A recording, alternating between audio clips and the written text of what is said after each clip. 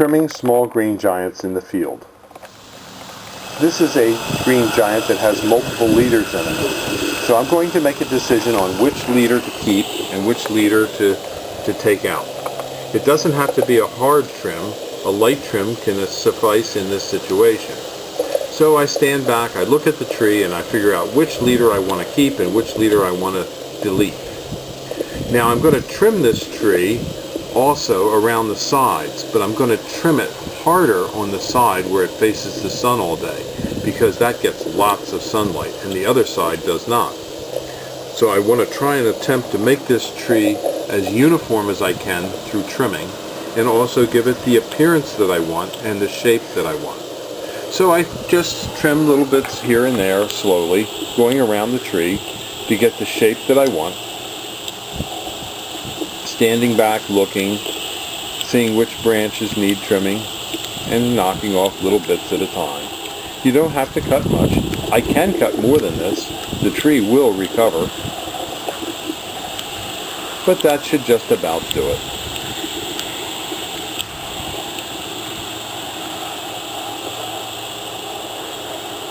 From another angle, you'll see that the tree has now one single leader and a nice shape. The last thing left to do here is to go around the base of the tree. That first weed there is a thorn, has thorns on it, so I'm not going to pull that, I'm going to cut it. But the others I'll just quickly pull out of the way. Keeping the weed control down is important, because if you keep the weeds out of the bottom of the tree, not only does it help promote growth of the foliage lower on the tree, it also prevents mice from finding a happy home. And if mice are more visible from the air, birds will kill them quicker. And so you'll have better mouse control on your trees if you keep them clean at the base.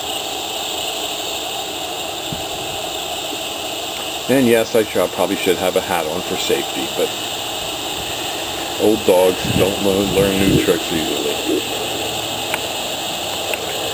And there you have it. That arborvitae is pretty well finished trimming. Now some arborvitaes get rubbed by deer. And the next arborvitae I show you will show some hard rubbing by deer and what I do in these cases. As you can see, some buck rubs are evident in this field. And some of them are pretty severe. This tree here will be a challenge for trimming. But you start in there by looking at that main leader that's been damaged and saying, that's got to go. And after that, you can make a determination about the rest of the tree. So I'll start in there and I'll just trim that main leader out. It's worthless anyway. Perhaps the rest of the tree is worthless as well. Looking in, I can see that I could possibly trim this to get a tree, but it would be more like a bush than a tree. So I'll just make up my mind and say, heck with it. I'm going to trim this one completely out of the way. It's no use having something that's so badly damaged that it never fully recovers. And getting rid of this tree will allow other trees in the row to get more sunlight. So it really will help the other trees.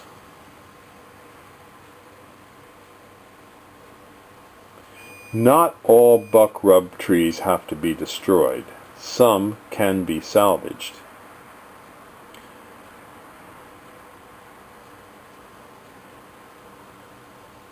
This tree is heavily buck rubbed. However, it can be salvaged. And here's how I do it. I'm going to trim out the bad part of the tree, and I'm going to allow one new leader to take over and become the new leader of the tree. The tree will still have some symmetrical nature to it and recover quickly.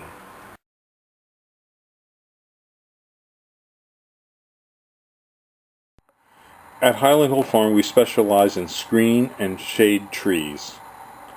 We also deliver and install to eastern U.S. locations. We have a location in Lenore, North Carolina, Fountainville, PA, and Milan, PA. So we service most of the eastern United States. We also have small liners, seedlings, and large trees available. We ship on our trucks or tractor trailers. You can stop in our main location at 5275 West Swamp Road, Fountainville, PA, or you can also just send pictures of your site if you want us to review site pictures. We'd be glad to do that for you as well. So don't hesitate.